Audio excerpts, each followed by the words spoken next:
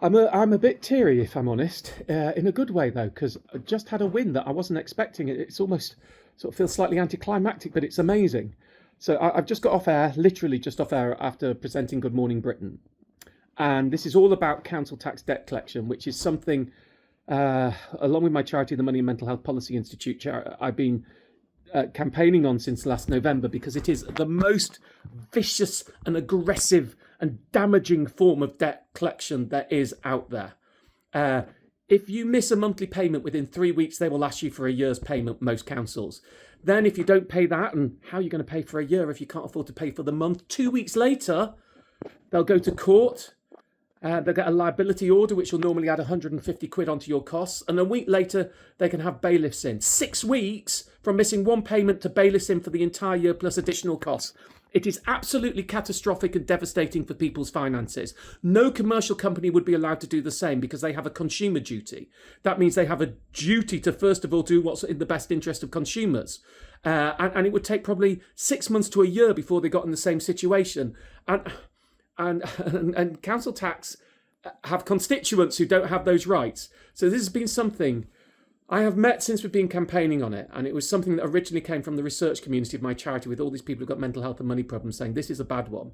So many people for whom council tax debt collection has been absolutely catastrophic and the tipping point that has destroyed their finances because of the aggressive and rapid progression of how much debts they come in. And we've been fighting it. And the main thing is to say, look, don't suddenly ask people for a year, 3 weeks after they can't pay a month. Try and signpost them for debt help and work with them so they can afford to pay. And we had the Chancellor of the Duchy of Lancaster, which is a senior member of the Cabinet, Pat McFadden, on the show. And I'd notified yesterday that I wanted to talk about this, because what often happens when you've got politicians on it, and if it's not their department, they say, sorry, I can't talk, I don't know.